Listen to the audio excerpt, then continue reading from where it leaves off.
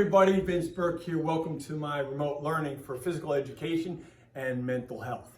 Session 6, kind of combination of both kind of things we talked about previously with aerobic and anaerobic training.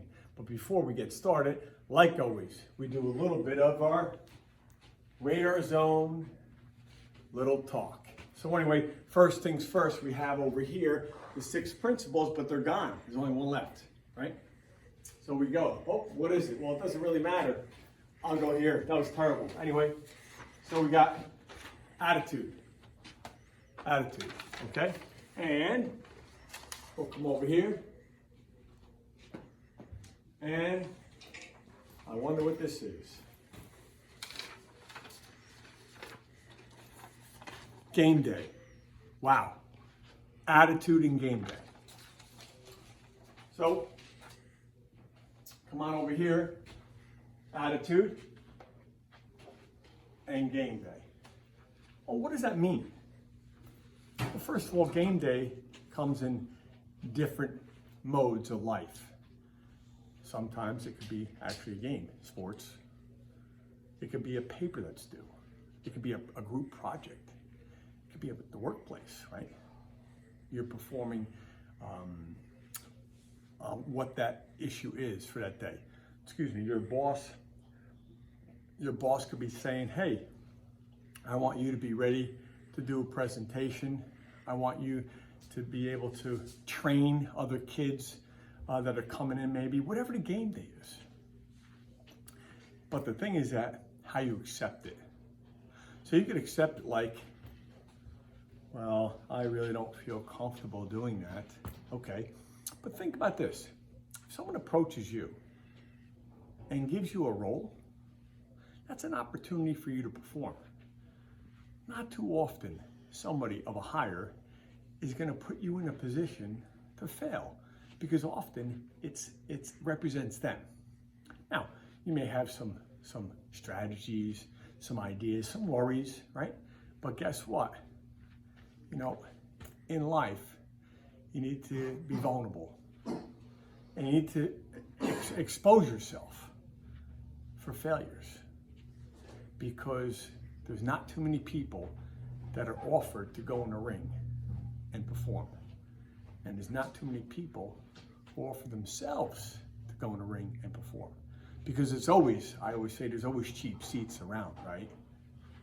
To say, hey, look at that guy, oh, what's he doing, oh, this and that. Okay, so you know what? That's where you draw the line within yourself and you say, not interested in the cheap seats, right? Because there's always available for that negativity. And I want you to have a growing and glowing attitude. Growing means putting yourself in a position to accept a role that there's a chance that you may not do well or fail. But that attitude has to inspire you not to. And if you do, remember that you're the one who did it, and own it and redo it, but differently. So always you're calling from someone else. On game day, just bring the attitude of, I got it, I will, give it all my best. Because no one can knock you for doing that. Because there's a lot of people who will knock you down for even trying. And I always say, you know, you can't be successful unless you fail. And sadly, not enough people take that chance to fail. So I want you to have that attitude that you're gonna own it and take that chance to fail. And you keep on doing that, that is game day successful. And that's a good attitude. All right, so anyway, enough of that. So now here we are.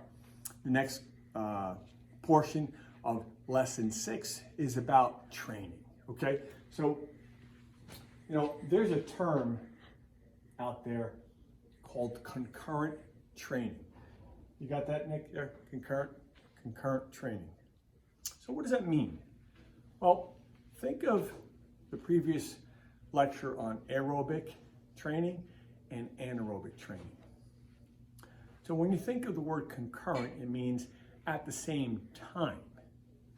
but not so much at the same time as in a routine, but the same day or same week.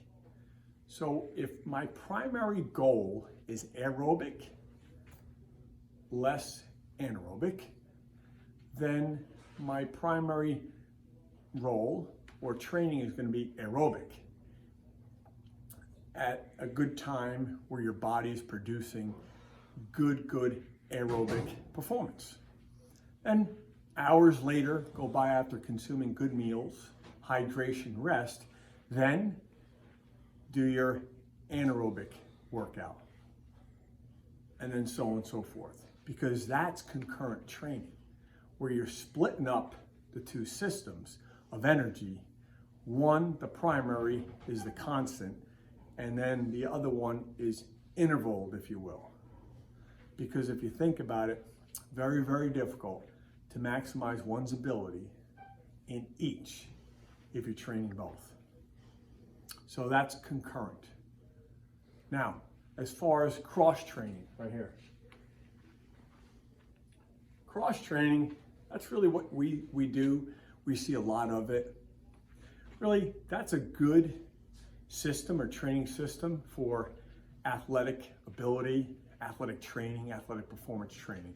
Because you want to touch on the primary energy system, which in most sports today, it's speed, agility, quickness, power endurance. That's all activity under 2 minutes, sprinting. And then you have your aerobic component, which is longer than 2.5 minutes.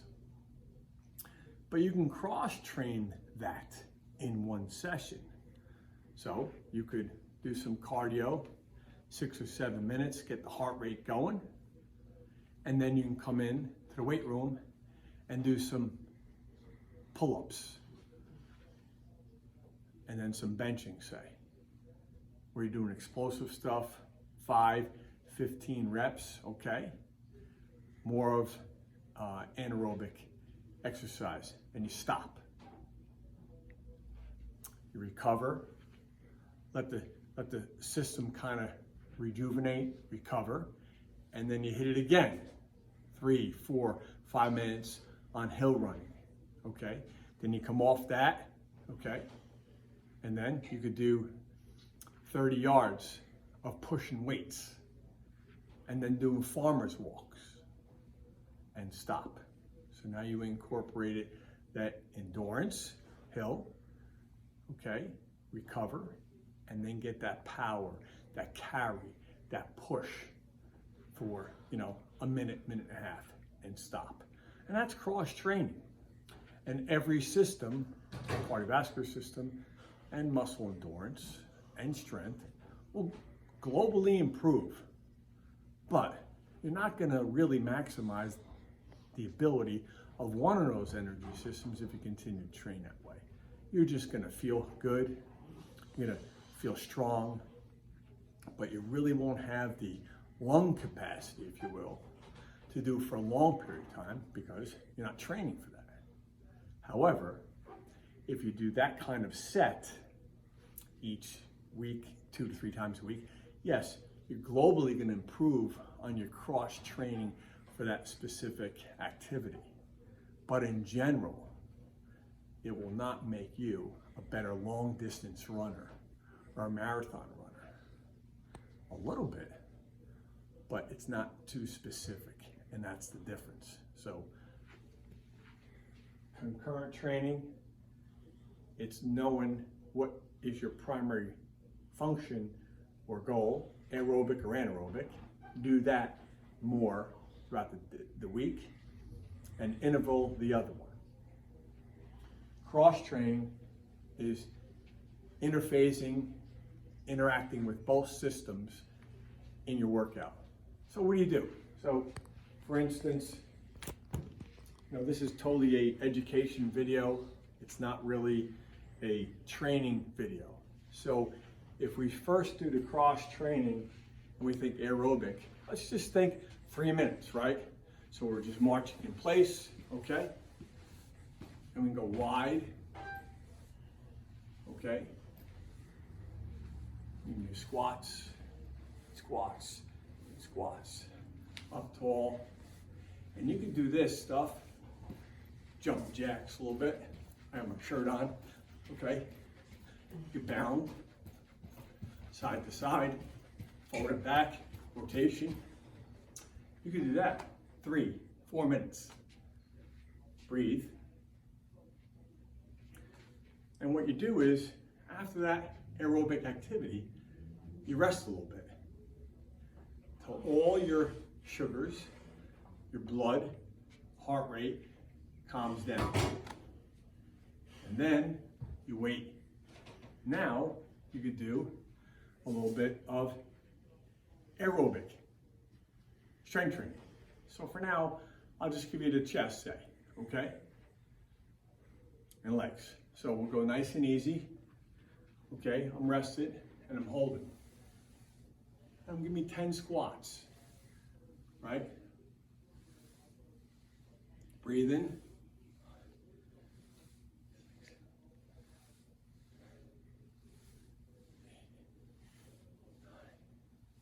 And 10, okay? Now, that's in the legs. Now I'll do, that's a traditional squat. Now I'll do a rip set for squats. RIPP, okay? Just an example. Same thing, ready? Squat.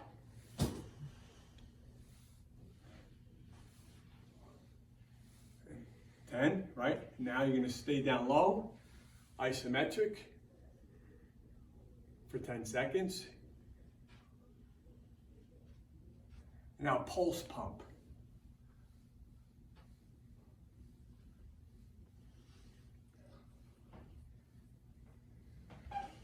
That's your second set. Now, first set, 30 seconds or so. The second set for your legs could be 40 seconds, and you rest. The next one, it's a bell curve set. So think of something symmetry, then asymmetry, then symmetry, asymmetry, and always symmetry. So here we are, we're squatting, okay? So you're gonna give me 10 squats, okay? All right?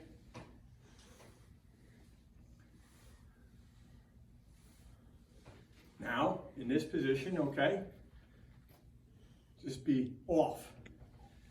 Up.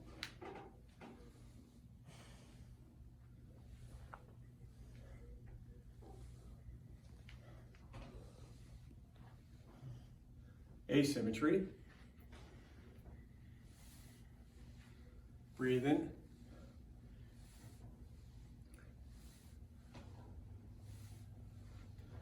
Now, asymmetry.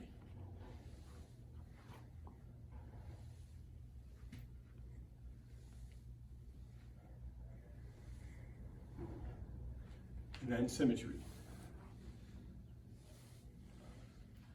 That's called the bell curve set.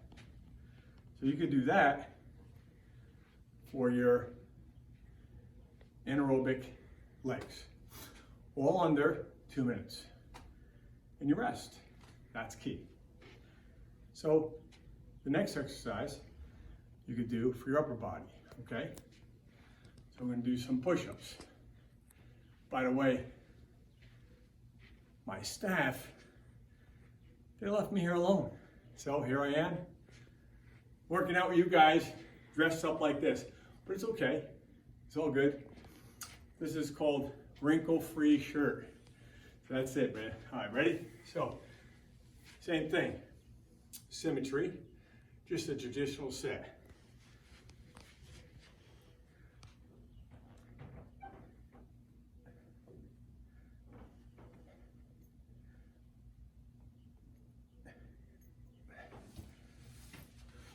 That's 10, okay? And after that, you rest, and then you go a little rip set, right? Same thing. You do your traditional, mid, right? For the eye, isometric, and pulse pump. Again, good power, good stability, and good strength.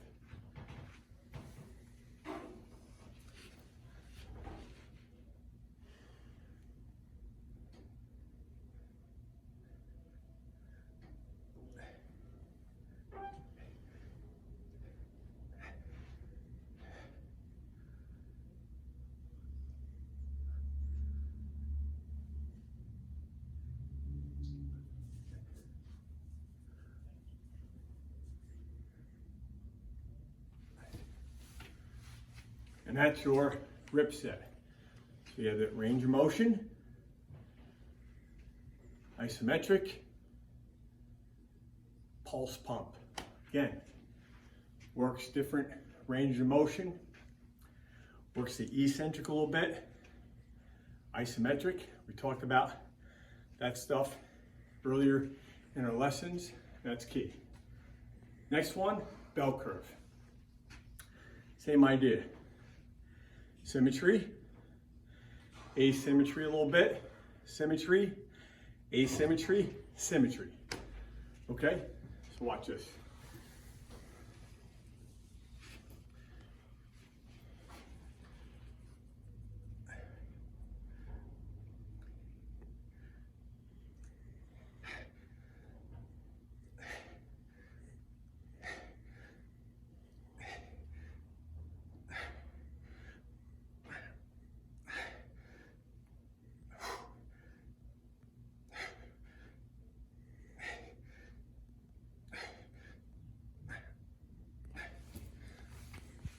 So there you have it. Where you have things we've done: symmetry, asymmetry, symmetry, asymmetry, and always ending in symmetry. So that today is lesson 6. Putting it all together, and I hope that you learned a little bit from the previous one and how this will compound it and make a difference in your training. Until next time, Vince Burke, lesson 6, kill it.